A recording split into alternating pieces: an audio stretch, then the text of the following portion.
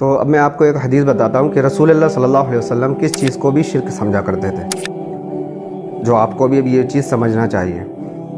ایک دفعہ رسول اللہ صلی اللہ علیہ وسلم مسجد میں بیٹھے تھے اور ایک صحابی خطبہ دے رہے تھے، اور خطبے میں انہوں نے کہا جس نے اللہ اور اللہ کے رسول صلی اللہ علیہ وسلم کی فرما برداری کی وہ جنت میں گیا، وہ فلاح پا گیا، اور جس نے ان دونوں کی نافرمانی کی، بس دونوں جو لفظ نکلا ان کے منہ سے، یہ رسول اللہ صلی اللہ علیہ وسلم کو پسند نہیں آیا۔ کیوں؟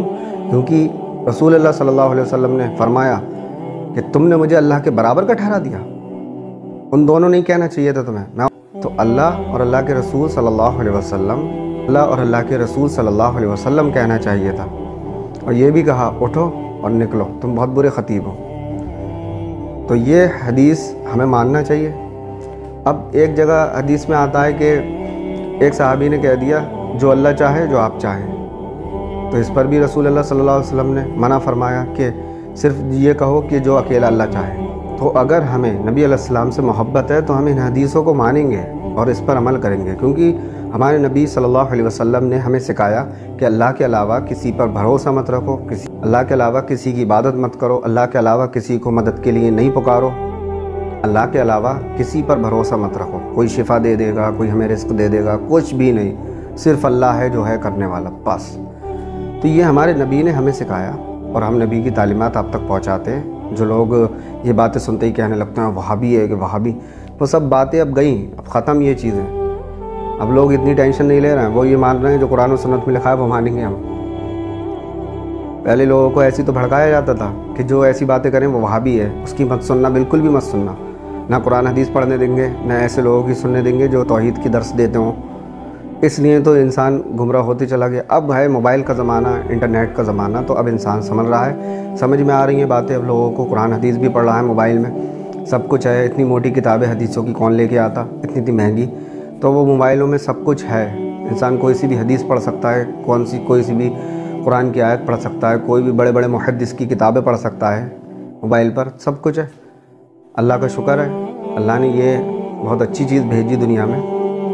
اب لوگوں نے یہ بنا لیا ہے کہ محبت کا تقاضا یہ ہے کہ بزرگوں سے اگر کوئی دعا نہیں مانگتا ہے اسے محبت ہی نہیں ہے۔ یار بزرگ بھی تو کہہ کر گئے ہوں کہ مجھ سے دعا کرنا میری وفات کے بعد، کبھی نہیں کہا کسی بزرگ نے۔ اور اس کا الٹا ملتا ہے جو ابھی میں نے شیخ عبد القادر جیلانی رحمۃ اللہ علیہ کے بارے میں بتایا۔ تو کیا رسول اللہ صلی اللہ علیہ وسلم سے صحابہ دعا نہیں کرتے تھے تو کیا انہیں محبت نہیں تھی؟ بتاؤ، فالتو باتیں لاتے ہیں بیچ میں۔ ہمیں سارے ولیوں سے محبت ہے جو اللہ کے ولی ہیں، لیکن دعا کے لیے ہم صرف اللہ کو پکاریں گے۔ ہر چیز، ہر بھروسہ، ہر چیز کا ہمیں اللہ کے اوپر ہوگا۔ تو یہی تو ان لوگوں نے نفرتیں پھیلائیں اور ایک دوسرے کو الگ کرا، جس کی وجہ سے نہ قرآن حدیث پڑھے گا انسان، نہ ایسے لوگوں کی باتیں سنے گا جو توحید کا درس دیتے ہوں۔ تو ایک قصہ مجھے یاد آیا، کل ہی میرا ایک دوست ملا جس نے مجھ سے کہا کہ یار کتنی غلط باتیں اڑائی تھی دیوبندی اور اہل حدیث کے بارے میں۔ کیا؟ تو اس نے بتایا کہ وہ تو رسول اللہ صلی اللہ علیہ وسلم کی ایک سنت پر عمل کرتے ہیں۔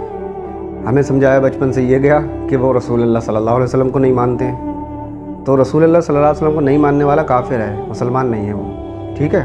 بس یہ سمجھ لیں، اور اپنے دل میں ہمیشہ یہ رکھیں حسبنا اللہ و نعم الوکیل، میرے لیے صرف اللہ ہی کافی ہے۔ تو اب ابراہیم علیہ السلام کی آپ کو تھوڑی سی باتیں بتاتا ہوں کہ ابراہیم علیہ السلام کو جب آگ کے کنواں بنا کر جب ڈالا گیا تھا تو ابراہیم علیہ السلام نے فرشتوں تک پر بھروسہ نہیں کرا، جبکہ فرشتہ آیا ان کے پاس کہ میں بارش کا فرشتہ ہوں، میں بارش برسا دوں گا، آگ بجھ جائے گی۔